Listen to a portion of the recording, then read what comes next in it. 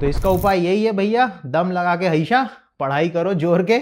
Sir कोई ऐसी scheme बताओ कि 21 दिन में मार्क्स डबल हो जाए। मस्त जोक मारा रे, ये हंस रे हलकट हंस। तो ऐसा क्यों हो रहा है? क्योंकि एग्जाम में अपन प्रेशर में है और प्रेशर में हमारे अंदर से चीजें क्लिक करके आती है और जहां तुमने वो काम किया वहां पे गलती होने के बहुत ज्यादा चांस है कि इस कॉन्सेप्ट को मुझे इतनी अच्छी तरीके से याद करना है कि लाइफ लॉन्ग मुझे याद रहे। जब भी आप किसी भी क्वेश्चन को हैंडल करो ना, तो इस बात को लेके अगर आप चलोगे तो आप डेफिनेटली से सक्सेसफुल होगे।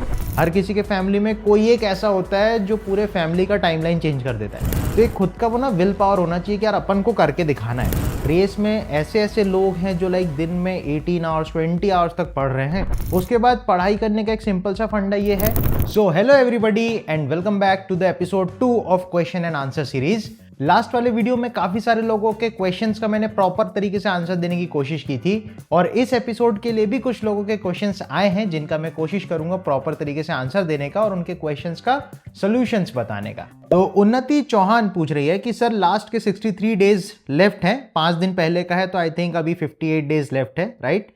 लास्ट के 63 डेज लेफ्ट है। सो सर एक शेड्यूल बताए या टाइम टेबल जो फॉलो करना चाहिए जिससे कंसिस्टेंसी बना रहे और एग्जाम के टाइम गलती ना हो।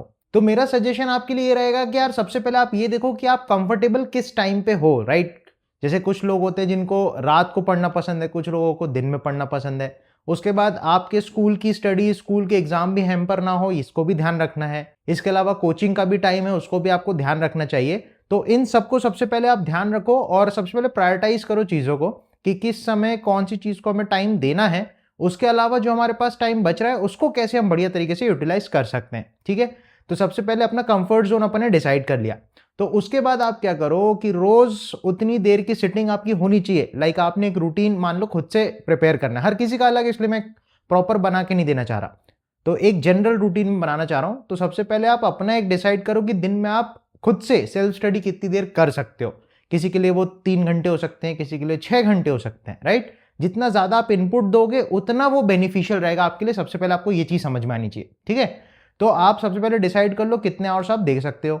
उसके बाद उन आवर्स में भी आपको कोशिश करनी है यार कम से कम 3 घंटे लगातार सिट आप कर सको, क्योंकि जब आप मेन एग्जाम दोगे उसमें 3 घंटे कंसिस्टेंट तरीके से आपको परफॉर्म करना पड़ेगा, राइट? उसके बीच में ब्रेक वगैरह कुछ रहेगा नहीं।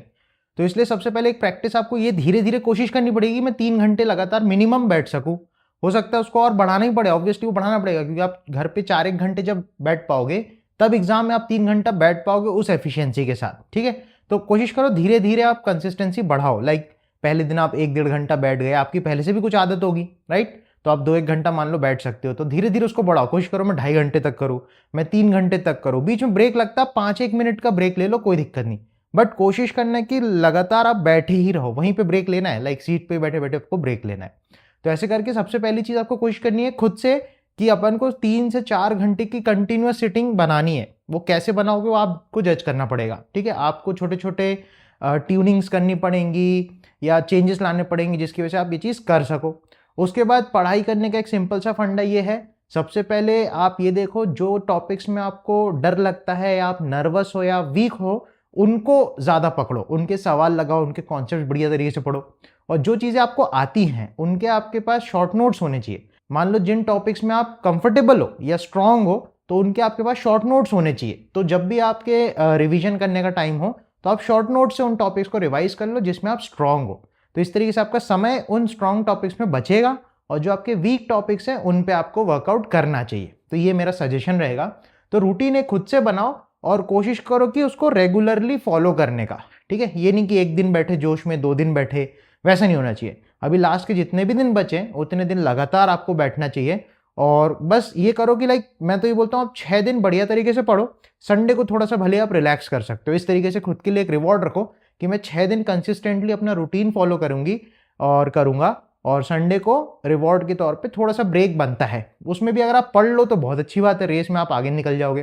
तो थोड़े दिन के लिए अपने को मरना है तो एकदम मर के आप पढ़ लो, एक बार कर लो, दोबारा इसको ना करना पड़े, ये सोच के आप पढ़ाई करो, राइट? तो आई होप इससे आपको आंसर मिला होगा उन्नति। नेक्स्ट कृष्णा ने भी मैसेज किया है, thinking about our Kota JEE preparation still cracks me up, you were literally the unofficial sir of our squad.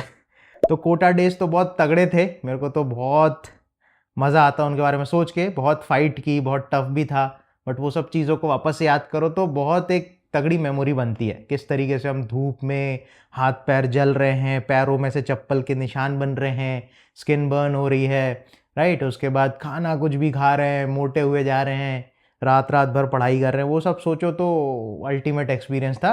तो वो हमारा बिल्डिंग ब्लॉक ऑफ लाइफ था, ठीक है। तो ऐसे ही करके जो लोग 11-12 में जेई की प्रिपरेशन करते हैं, तो ये मत सोचा करो कि यार ये जेई के लिए एक प्रिपरेशन है, आपके लाइफ के लिए एक प्रिपरेशन है। वो आपको तैयारी करा रहा है आगे के लिए। आप टाइम कैसे मैनेज करोगे, आप पैसे कैसे मैनेज करोगे, आप दोस्ती यारी घर बार कैसे मैनेज करोगे, तो ये टाइम आपको वो सिखाता है। Okay, great one. अचैतन्य इंदुरकर, आई होप मैंने नाम ठीक से प्रोनाउंस किया होगा, पूछ रहे हैं कि sir how can I balance school, coaching classes and self study effectively? My brain often feels exhausted after school and coaching, leaving me with no energy for self study. Is enrolling in a dummy school a good option for someone in my situation? देखो यार, अगर आप dummy school ले सकते हो तो लेना चाहिए मेरे हिसाब से, ठीक है। दूसरी बात है यार, देखो आपको स्टेमिना बढ़ाना पड़ेगा अपना, ठीक है।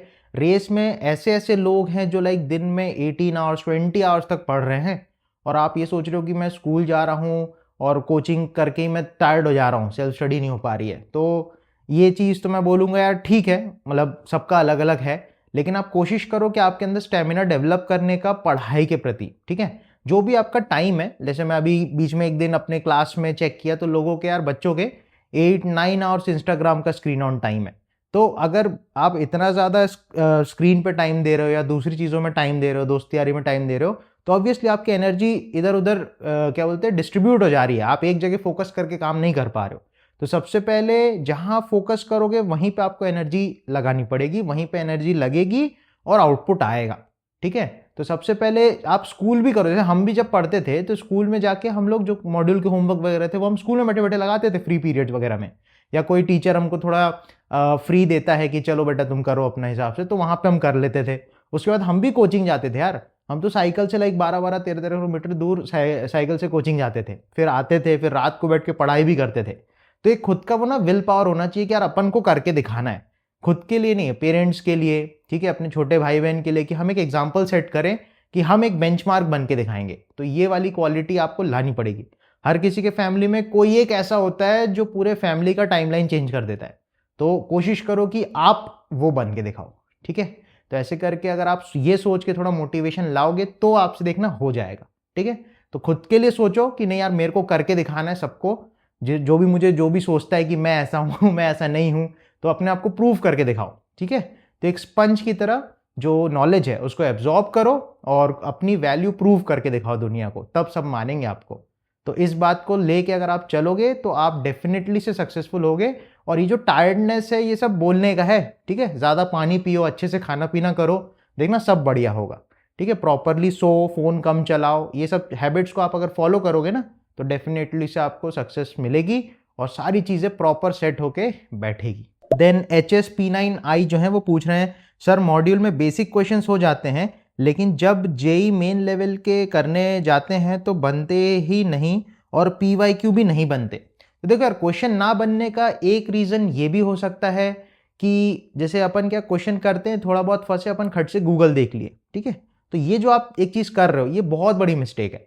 आप अगर खट से सोल्यूशन देखने लगोगे तो क्या होता है, उस पल के लिए तो आपको सोल्यूशन मिल गया, पर वो सोल्यूशन आपके अंदर से डेवलप थोड़ी हुआ है, आपके अंदर से वो क्लिक थोड़ी किया, आपने तो एक्सटर्नल सोर्स से वो सोल्यूशन ले लिया। तो वो कुछ देर के लिए आपको खुशी देगा कि चलो बन गया, लेकिन नेक्स्ट डे या 2-4-5 घंटे के बाद आप उसको रिकॉल खुद से नहीं कर पाओगे, क्योंकि वो जो थिंकिंग है, वो जो क्लिकिंग है, वो आपके अंदर से थोड़ी आई, आपने तो बाहर से इंड्यूस करवाया, लाइक गूगल ओपन करके सोल्यूशन देखा। तो सबसे पहली बात है, जब भी आप क्वेश्चन प्रैक्टिस करो अपने अंदर से कोशिश करो, फील आए क्वेश्चन को फील करके करो, ठीक है। जो भी कॉन्सेप्ट है उसको प्रॉपर लगाओ, सिर्फ आंसर लाना जरूरी नहीं है, प्रोसेस सबसे ज्यादा जरूरी है, किस रास्ते से हम जाके आंसर लेके आएंगे वो समझना ज्यादा जरूरी है। तो जब भी आप किसी भी क्वेश्चन को हैंडल करो ना तो हमेशा कोशिश करो कि इसमें बोल क्या रहा है, करना क्या चाहता है, कंटेक्स्ट क्या है, चीजों को समझो बारीकी से, कौन से फॉर्मूले में कौन सी टर्म क्या बताती है वो भी ढंग से समझना है, उसको सही प्रकार से लगाना है, ठीक है। हमेशा आंसर की तरफ नहीं भागना है, मैं बार बार यही बोलता हूँ, आंसर की तरफ नहीं भागना है, हमको प्रोसेस अच्छी तरीके से समझना है, तब आपसे चीजें बनेंगी। नेक्स्ट आता क्या, PYQ के सवाल क्यों नहीं बनते? क्योंकि देखो बेसिक लेवल पे आपने बस आंसर लाना सीख गए हो, ठीक है, लेकिन PYQ के जो सवाल है वो आपकी कंसेप्चुअल क्लैरिटी को पूछता है कि आप कितने अच्छे कॉन्सेप्ट में क्लियर हो। तो जितने ज्यादा आप क्लियर होगे उतने अच्छे तरीके से आप क्वेश्चंस को सॉल्व करवाओगे PYQ वाले। तो इसलिए मैं बोल रहा हूँ कॉन्सेप्ट की अंडरस्टैंडिंग बहुत ज्यादा जरूरी है। तो आपको इसके लिए मेरे चैनल पे भी बहुत सारे वीडियोस मिलेंगे, उनको भी आप देख सकते हो। और जब भी आप पढ़ो तो चीजों को थोड़ा डीपली सोच समझ के पढ़ो, सिर्फ रटना नहीं है या सिर्फ थोड़ी देर के लिए ऐसे याद नहीं करना कि यार बस ये अपन से बन जाए तो हो जाएगा, ऐसे नहीं सोचना है। लॉन्ग टर्म सोचना है कि इस कॉन्सेप्ट को मुझे इतनी अच्छी तरीके से याद करना है कि लाइफ लॉन्ग मुझे याद रहे। इस थॉट से आपको पढ़ाई करनी है, तब देखना आपको चीजें समझ में आने लगेंगी। दूसरी बात है, टाइमर लगा के काम करो। आप जब भी टाइमर लगा के काम करते हो तो खुद को एक प्रेशर में डालते हो, और प्रेशर में हमारा ब्रेन ज्यादा अच्छा चलता है। जैसे एग्जाम में भी क्या होता है, कई बार अपन कुछ ना कुछ जुगाड़, कुछ ना कुछ ट्रिक लगा लेते हैं, उससे आंसर भी आ जाता है। तो ऐसा क्यों हो रहा है? क्योंकि एग्जाम में अपन प्रेशर में है, और प्रेशर में हमारे अंदर से चीजें क्लिक करके आती है।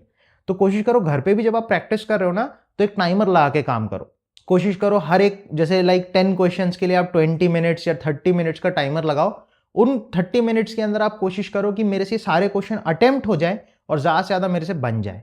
और इसमें जो नहीं बनता उनको छोड़ छोड़ के आगे बढ़ते रहो। जैसे फर्स्ट बन गया, ठीक है, उसको लगा दिए। सेकंड अपन ने पढ़ा, अपन को लग रहा है कि यार नहीं बन पाएगा, ठीक है, उसको छोड़ो, आगे बढ़ो। तो इस तरीके से जब आप छोड़ छोड़ के क्वेश्चंस को करोगे तो देखना 10 में से यार ऐसे क्वेश्चन तो डेफिनेटली से 3-4 होंगे जो आपसे बन ही जाएंगे।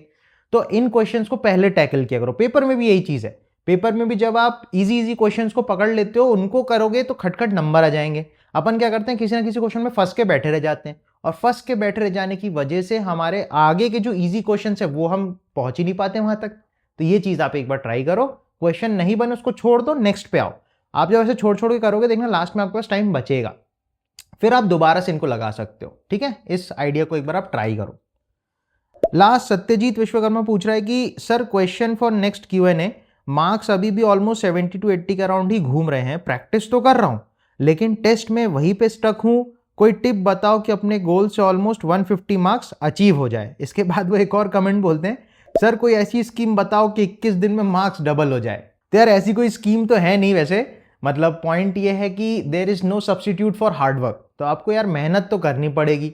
दूसरी बात, आप क्या कर रहे हो, जो भी एग्जाम में गलतियां कर रहे हो उन गलतियों को आके नोट डाउन करो। मैं हमेशा बोलता हूं हर टेस्ट के बाद ना अपने पेपर को एक बार एनालाइज किया करो कि कहाँ पे गलती हो रही है, कैसी गलती हो रही है। क्या हमको मैथ्स करने में गलती हो रही है, लाइक कैलकुलेशंस में कुछ गलती हो जा रही है, या हम कॉन्सेप्ट भूल जा रहे हैं, या हमारे साथ ऐसा हो रहा है कि यार चीजें याद ही नहीं आ रही है। ठीक है, तो किस टाइप की गलती है, किस सॉर्ट ऑफ मिस्टेक आपसे हो रही है, वो आप सॉर्ट आउट करो।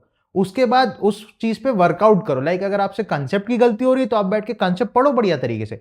अगर आपसे कैलकुलेशन की गलती हो रही है तो आप प्रैक्टिस करो। घर पे जब आप प्रैक्टिस कर रहे हो तो अच्छे से सोच सोच के सही तरीके से टाइम बाउंड होके प्रैक्टिस करो। ठीक है, ऐसे करके अपनी गलतियों पे जब वर्कआउट करोगे तो मार्क्स ऑटोमेटिकली बढ़ने लग जाएंगे। नेक्स्ट यही चीज आप करो, जो पेपर में आप फंस जाते हो जिन क्वेश्चन में, उनको छोड़ दिया करो, उसके आगे बढ़ो करो। आगे हो सकता है जैसे फर्स्ट में अटक गए तो उसमें अटक के बैठे रह गए, पता चला थर्ड और फोर्थ बहुत ईजी थे, खटखट आंसर आ जाते। तो फंस के नहीं बैठना है क्वेश्चन पे, इसको एक बार ट्राई करो आप।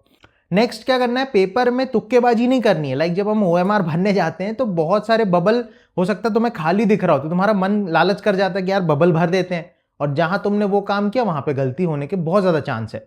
तो बिल्कुल ऐसा नहीं करना है कि हमको बबल भरना है, उस जल्दी में नहीं रहनी है। हमको जितने करने हैं सही करने हैं, ये थॉट से हमको पेपर को करना है।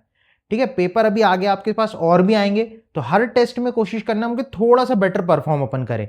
जो हमने लास्ट पेपर में गलतियां की थी वो इस पेपर में गलतियां ना हो, ऐसा अपन को सोच के काम करना है। तो थोड़ा थोड़ा इंप्रूवमेंट का आप हमेशा सोचते रहो, और कोशिश करो नए क्वेश्चंस ट्राई करो। गूगल वगैरह बिल्कुल मत देखो, जितना ज्यादा आप सोल्यूशन देख लोगे उतना आपके अंदर में से वो फीलिंग नहीं आएगी। तो हमेशा किसी भी क्वेश्चन को करने के लिए जब तक आपके अंदर से वो फील होके क्वेश्चन नहीं होगा, तब तक एग्जाम में भी वो चीज आपसे नहीं बन पाएगी, ये ध्यान रखना। तो सोल्यूशन देख के आपको कुछ टाइम के लिए तो मजा आ जाएगा, पर वो लॉन्ग टर्म में बिल्कुल बेनिफिट नहीं देगा। तो इसका उपाय यही है भैया, दम लगा के हमेशा पढ़ाई करो जोर के। ठीक है, और कोई सब्स्टिट्यूट नहीं है इसका। सो इस क्वेश्चन एंड आंसर वीडियो के लिए इतना ही, और मैं आपसे रिक्वेस्ट करूंगा जो भी आपके क्वेश्चन है, डाउट्स है, क्वेरीज है, वो आप कमेंट सेक्शन में मुझे बताओ, ताकि मैं नेक्स्ट एपिसोड में आपके क्वेश्चंस का सोल्यूशन बता सकूं। राइट, सो इसी के साथ इस वीडियो को कंक्लूड करेंगे। चैनल को सब्सक्राइब नहीं किया तो चैनल को सब्सक्राइब करना है, क्योंकि मैं हर वीक नए वीडियोस अपलोड करता रहता हूं। Right, so take care and bye bye.